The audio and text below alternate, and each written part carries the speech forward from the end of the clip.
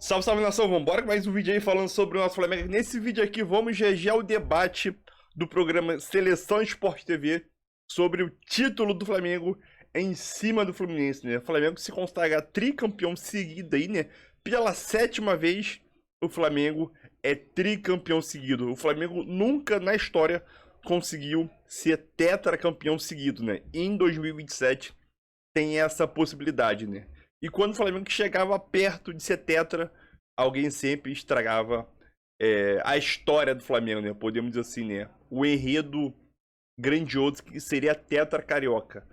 Mas em 2027 o Flamengo volta a ter essa possibilidade. O jogo, tecnicamente, foi muito fraco, entendeu? Acho que em relação ao jogo em si, o que aconteceu fora das 4 linhas, que foi o duelo das torcidas, que foi muito bonito, e o Rossi brilhando nos pênaltis, como já de costume já, né? Então, dê sua opinião e vamos embora para mais um vídeo na sua. Do jeito que ele deixou o Cruzeiro. E a pior normalização é a frase clássica do futebol é assim mesmo. Né? Não tem que ser assim mesmo. Exatamente. Estamos aqui para mudar o status quo, né? É verdade. Paulo Nunes, boa tarde, amigo. Boa tarde, Lino, Aninha, mestre PC, boa tarde a todos. Essa introdução da Ana é perfeita, é muito pertinente, porque eu acho que é um caminho que a gente tem que progredir também em relação a isso, né? A gente fala muito dos treinadores brasileiros e quando isso acontece com os europeus, todo mundo fica meio que conivente com a situação. Mas eu não vou falar disso agora, não. Eu vou falar sobre essas finais, Lino. Me chamou muita atenção. Eu acho que os títulos foram importantes para essas equipes que estão aí no painel. Vão dar uma tranquilidade maior, pelo menos por 2 meses, para o treinador ter um trabalho mais consistente. Agora, eu fiquei assustado com o nível técnico desses jogos. E vou falar exclusivamente do que eu fiz, né? O Fla-Flu, o Fluminense e Flamengo, no Maracanã.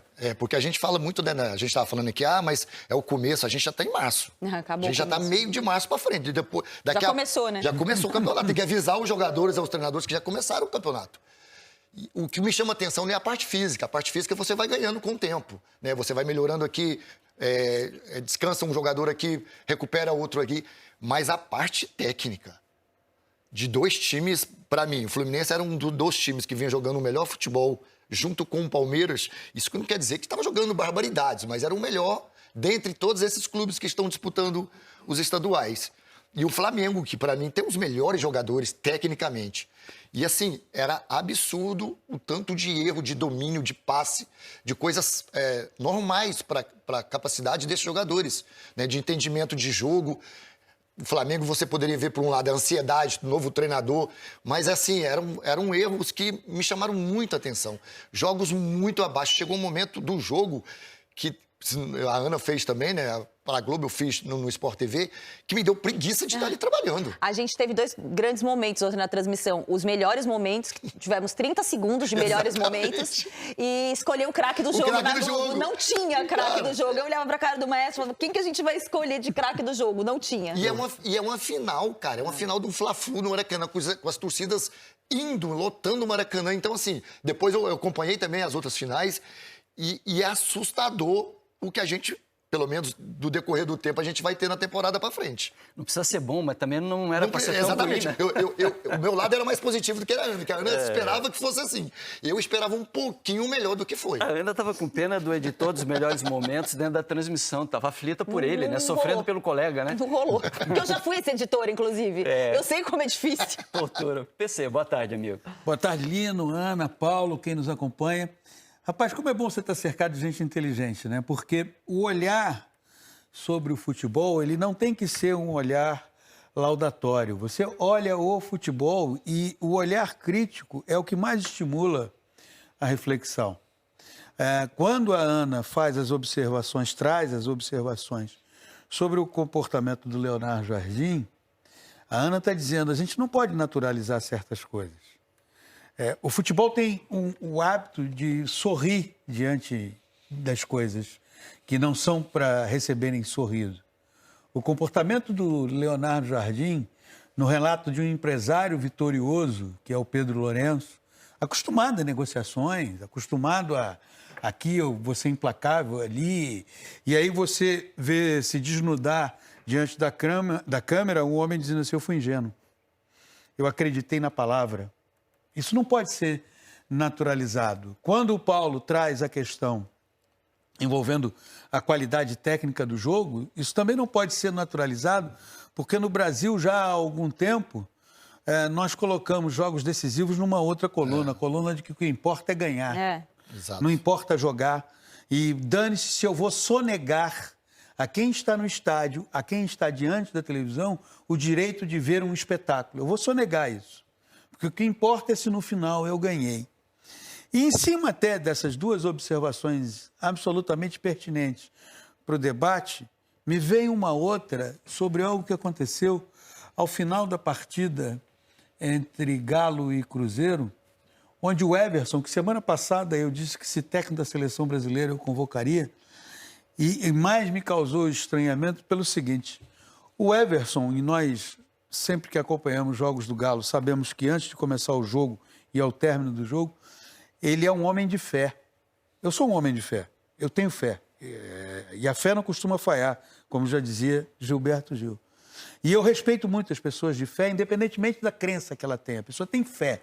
Fé não é ideologia, fé, você acredita.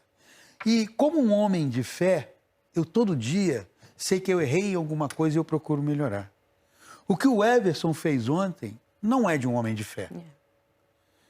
A atitude que ele teve a 20 segundos do final do jogo, em que ele podia defender a bola e até no ímpeto colocá-la rapidamente em jogo para, enfim, numa tentativa desesperada de fazer em 20 segundos o que o Galo não conseguiu fazer em 98, e isso foi atestado até pelo seu técnico após o jogo em entrevista. Um homem de fé não pode fazer aquilo. Um homem de fé hoje já deveria ter se manifestado dizendo: olha, eu estou envergonhado porque eu cheguei em casa, meus filhos me olharam, minha mulher me olhou, minha família, tudo aquilo. Porque é a partir do gesto do Everson que tudo degringola. O Paulo sabe muito disso, já participou de episódios assim, que muitas vezes não custa nada para explodir. Tá para explodir, vai explodir. Mas se ninguém der um passo à frente, não explode. E termina numa tensão que você entra no vestiário esmurrando parede, dando bico, enfim. Mas não explode. Foram 23 expulsões. São 20... Ontem nós vivemos, nessa partida em especial, uma vergonha histórica. É algo que vai ser lembrado em páginas de história do futebol brasileiro para sempre. E tem que ser punido agora, né? Não adianta punir só no Campeonato Mineiro do ano que vem, não. Porque a punição vai ser só para o Campeonato Mineiro do ano que vem. E aí é que eu entro no aspecto abordado pela Ana e também no aspecto abordado pelo Paulo, que é o seguinte: você não pode naturalizar isso. Ao término do jogo, entrevista, eu fui lá defender meus companheiros, aí dá uma risadinha, pô, isso não é legal, né? Cara, não é legal. E aí não é para rir quando estiver falando do tema. É para se envergonhar. Você acha, certamente, sinceramente, esses jogadores que se envolveram nisso, se um é solteiro, mas tem família, você acha que é legal aquilo que a tua família viu ali? Numa página que deveria ter uma outra manchete, né? Porque ontem era a volta do estádio Então, desimpedido. aí você não teve até agora... É tudo que as forças querem para falar, então, gente. Vamos voltar ao normal. Vamos voltar ao normal. Mas aí, daqui a pouco, nós vamos fazer time único, né? Porque não tem como você pedir para a torcida, que não é profissional, né, ter paz, ter harmonia, se os profissionais não são capazes de fazer isso. Que mensagem, a partir do gesto do Everson, que não se justifica. Não se justifica. Se eu, semana passada, disse que ele, pelo goleiro que ele merece uma convocação para a seleção brasileira, que eu, caso o técnico da seleção brasileira fosse, o convocaria, depois do episódio de ontem, não se justifica. Então, é isso aí, nação, mais um vídeo aí para o canal, né? O Flamengo consegue o título aí, né? Vence o Fluminense nos pênaltis e o Rossi, como sempre, é o herói do Flamengo aí nessa decisão dos pênaltis, né? Rossi, quando se fala em pênalti, é algo extraordinário, né? Fazer uma comparação aqui bem rápida, o Diego Alves, quando ele chegou no Flamengo, ele tinha... uma situação de uma história por trás dele, né? Uma fama de ser pegador de pênalti, porque já pegou o Messi de Cristiano Ronaldo, Messi, Griezmann e outros craques na Europa aí. Mas, na minha opinião, o Rossi é mais pegador de pênalti do que Diego Alves, entendeu? Principalmente no Flamengo, só se tratando de Flamengo. O Rossi, pra mim, é melhor pegador de pênalti do que Diego Alves, entendeu? O Diego Alves, para pegar seu primeiro pênalti, penou muito, entendeu? E o Rossi aí, até no Mundial de Clubes contra o PSG, o Rossi pegou 2, né? Um foi pra fora e outro ele pegou. Só que o Flamengo acabou perdendo 4 pênaltis. Então acabou não ajudando tanto. Hoje o Rossi voltou novamente a ser decisivo. Pegou 2 pênaltis aí do Otávio e do Guga.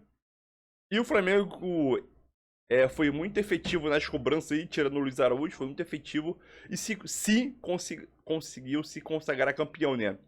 O título é importante? Nesse exato momento é importante. Porque abaixa a poeira, a tranquilidade volta a reinar no Ninho do Urubu. E o técnico recém-chegado, Leonardo Jardim, vai ter tranquilidade para poder treinar o time, uma coisa que o Felipe Luiz não estava tendo, né? Então, com esse título, dá uma acalmada nos ânimos e o técnico vai ter calma para poder implementar o seu estilo de jogo desse Flamengo, né? Acho que o mais importante dessa final não era jogar bonito, era ganhar. Entendeu? Porque o jogo, tecnicamente, foi uma merda de assistir. Dá até preguiça de desligar a televisão e meter o pé. Entendeu? Mas, importante que o Rossi foi decisivo e se consagrou campeão, né? Deixa tua opinião aí pro jogo. Uma nota, se a gente fosse dar uma nota para o jogo, uma nota ali 3. Muito fraco. 3, 2, por aí nessa faixa aí. Então deixa tua opinião aí, tamo junto aí.